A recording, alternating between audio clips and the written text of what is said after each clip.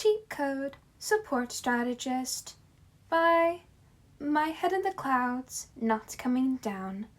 Read by Rat Overlord. Chapter 68, Discovery.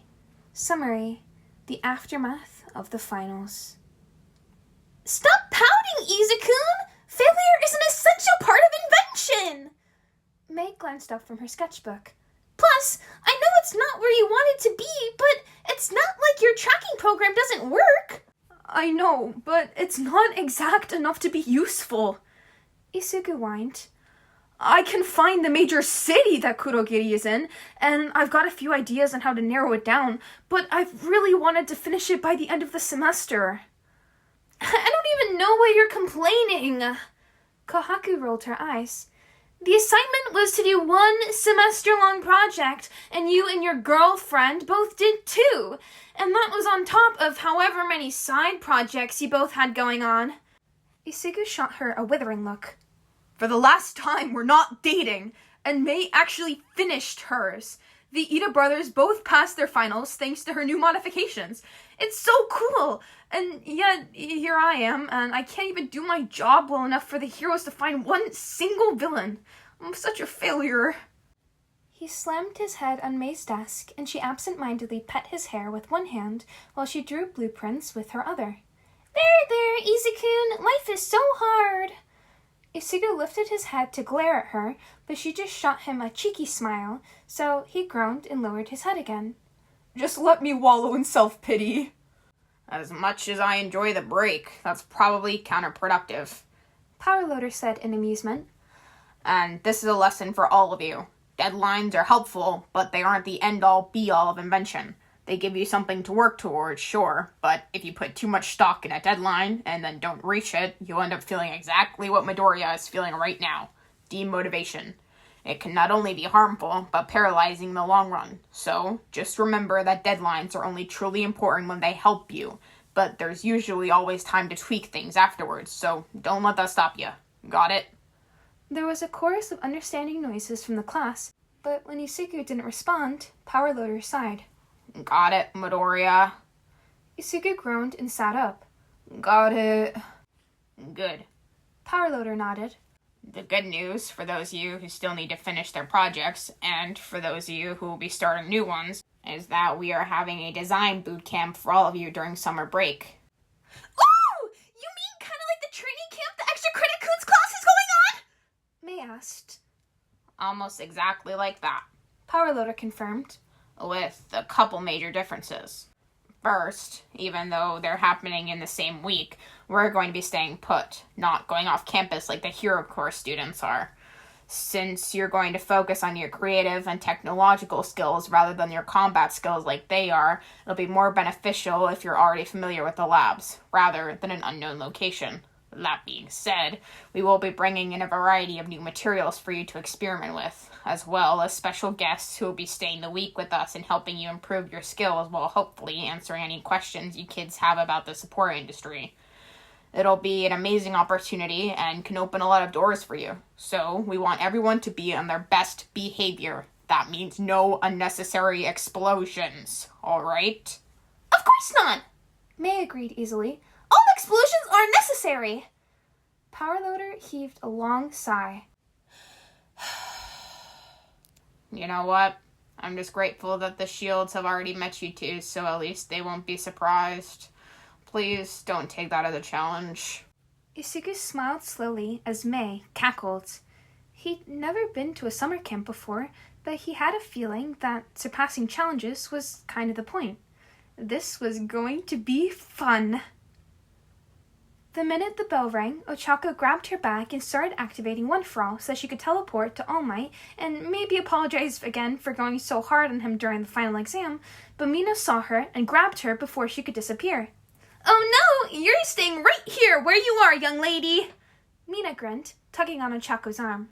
We're all going to the mall this weekend, and you are going to make sure your precious shindig comes along for the ride. Mina! Ochako blushed.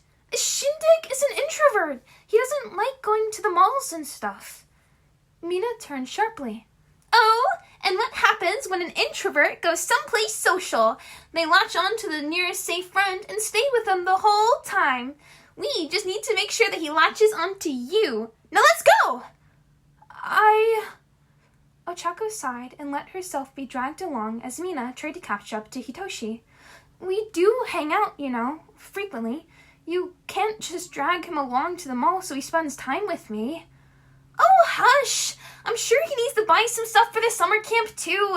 So it's not just to get him to hang out with you. Mina dismissed. But if you happen to confess your feelings over boba at the end... She winked, and Ochako groaned as they finally caught up with Hitoshi, who took one look between the two of them and raised an eyebrow.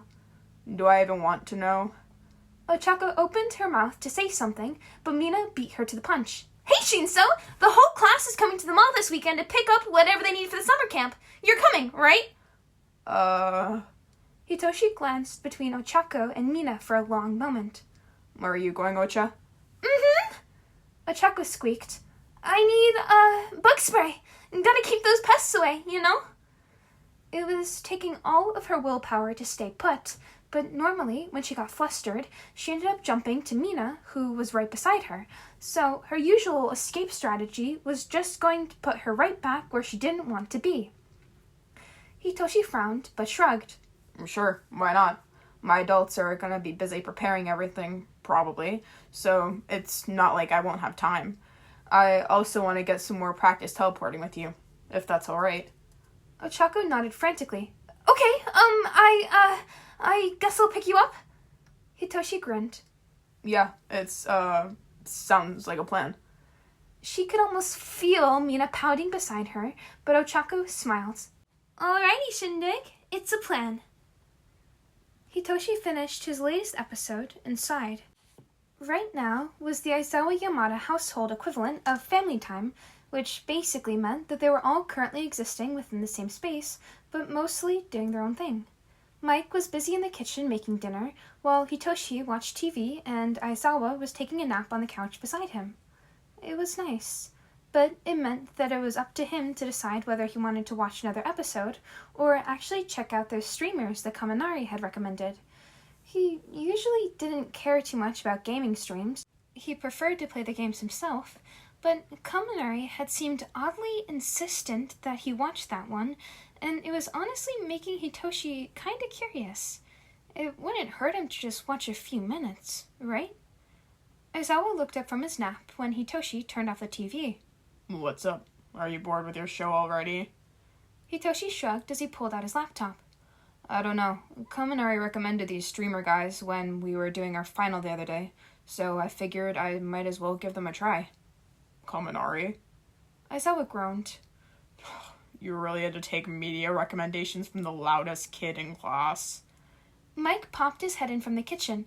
Oh, don't complain, Sho! I know you secretly find us loud ones entertaining. Aizawa scowled at him. You're the exception. Sure I am, Sho. Mike winked knowingly. Of course. Ignore him. Aizawa huffed.